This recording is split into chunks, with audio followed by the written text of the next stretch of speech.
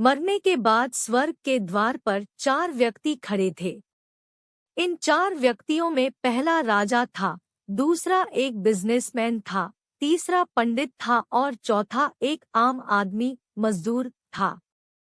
किसी को भी यह पता नहीं था कि कौन स्वर्ग के अंदर प्रवेश कर पाएगा और कौन वहीं से वापस लौटा दिया जाएगा। सब स्वर्ग का दरवाजा खुलने की राह देख रहे थे और आपस में बातें कर रहे थे। जैसे कि राजा को मरने से पहले से ही आदत थी, उसने अपनी बात सबसे पहले बताई। राजा ने कहा, मैं बहुत प्रख्यात राजा हूँ, मैंने धरती पर अपना बहुत नाम कमाया है, इसलिए पूरी संभावना है कि मैं ही स्वर्ग में जाऊंगा। फिर व्यापारी ने अपनी बात सामने रखी, वह बोला, मैंने धरती पर खूब धन कमाया और उस धन से मैंने सैकड़ों लोगों की मदद की, इसलिए मैं ही स्वर्ग का हकदार हूँ। अब बारी थी पंडित की, तो पंडित ने मुंह खोला और सबको यह कहा, चाहे तुम जो सोच लो, लेकिन यह बात तो तय है कि स्वर्ग के दरवाजे खुलेंगे तो मेरे लिए ही। सब जानते हैं कि पंडित दिन रात भगवान को याद करते हैं, इसलिए स्वाभाविक है कि स्वर्ग में पंडित का स्वागत किया जाए। जब सब ने अपना अपना पक्ष रख दिया, तब सबकी नजर उस मजदूर पर थी जो चुपचाप अपनी नजरें नीचे झुकाए बिना कुछ बोले वहीं पर खड़ा रहा। स्वर्ग का दरवाजा खुला और वहां पर एक देवदूत आकर खड़ा हो गया। देवदूत के हाथों में एक पुस्तक थी जिसमें इन सभी के कर्मों के बारे में लिखा हुआ था। देवदूत ने सबसे पहले राजा को अपने पास बुलाया और उसको पूछा, तुम बताओ, तुमने अपने जीवन में क्या क्या अच्छे कर्म किए हैं? मैं उन्हें इस पुस्तक में देखकर फैसला करूंगा कि तुम्हें अंदर आने देना है या नहीं। राजा ने कहा, मेरा राज्य जितना बड़ा था उतना ही समृद्ध था और मेरी राज्य के सभी लोग खुशहाल थे। सभी बड़े आनंद से रहते थे, मैंने उन्हें कभी भी किसी भी चीज की कमी नहीं होने दी। यही मेरे अच्छे कर्म है। देवदूत ने अपने पुस्तक में देखा और देखने के बाद राजा से कहा, तुम सच बोलते हो, तुमने अपने राज्य की प्रजा को बहुत सुखी रखा था, लेकिन तुमने अपने राज्य की सीमा बढ़ाने के लिए जितने युद्ध किए थे, उन युद्ध की वजह से हजारों सैनिकों ने अपनी जान गंवा दी थी। उन हजारों सैनिकों के परिवार के दुख का कारण तुम बने थे, इसलिए तुम स्वर्ग में नहीं आ सकते। अब बारी थी व्यापारी की। व्यापारी से जब देवदूत ने पूछा कि तुम्हारे अच्छे कर्म क्या है, तब व्यापारी ने उससे कहा, मैंने सैकड़ों लोगों को खाना खिलाया है, कई आश्रमों में दान किया है, कई निराश्रित लोगों के लिए घर बना कर दिया है, यह मेरे अच्छे कर्म है।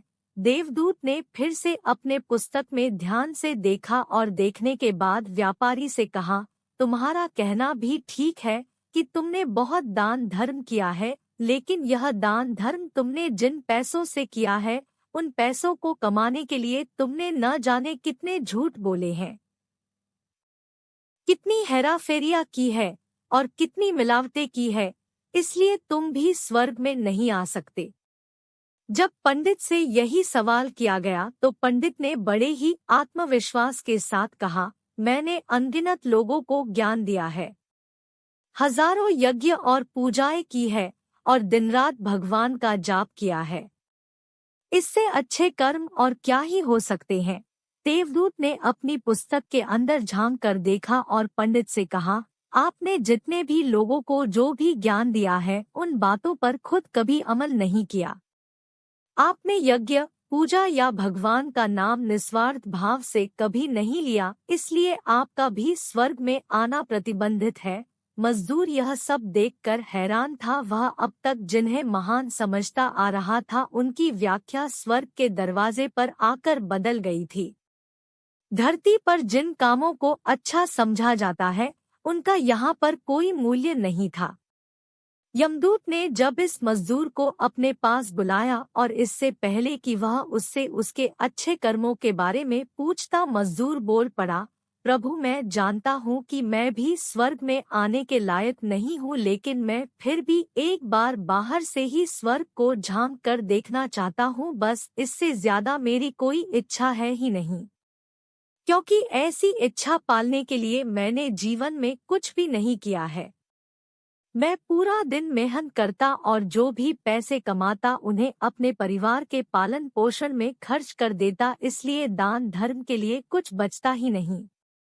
लोगों की भला मैं क्या सेवा करता, क्योंकि काम के बाद जो थोड़ा सा समय मिलता उसको अपने ही बूढ़े माँ बाप की सेवा में बिता देता। और यह सब करने के बाद मैं कभी कभी मंदिर भी चला जाता और भगवान से जैसा भी मुझे दिया है उस जीवन के लिए धन्यवाद कहता। देवदूत ने अपनी पुस्तक में बड़े ध्यान से देखा और थोड़ी देर देखते ही रहा। फिर उसने मजदूर से पूछा कि तुम याद करके बताओ, तुमने कभी तो कोई अच्छा काम किया होगा।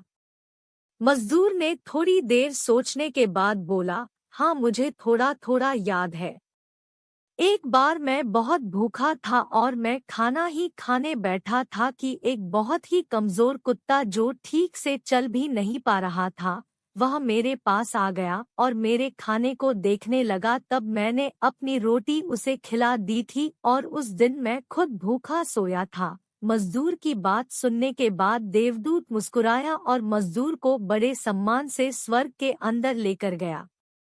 दोस्तों, अच्छे कर्म लोभ मोह माया इन सब भाव में आकर नहीं किए जाते और ना ही उन्हें अच्छे कर्मों की श्रेणी में गिना जाता है। निस्वार्थ भाव से किया गया एक ही अच्छा कर्म भी आपके जीवन के सारे पाप धोने की शक्ति रखता है। इसलिए जब भी मौका मिले निस्वार्थ भाव से और अच्छे मन से अच्छे कर्म किया करें।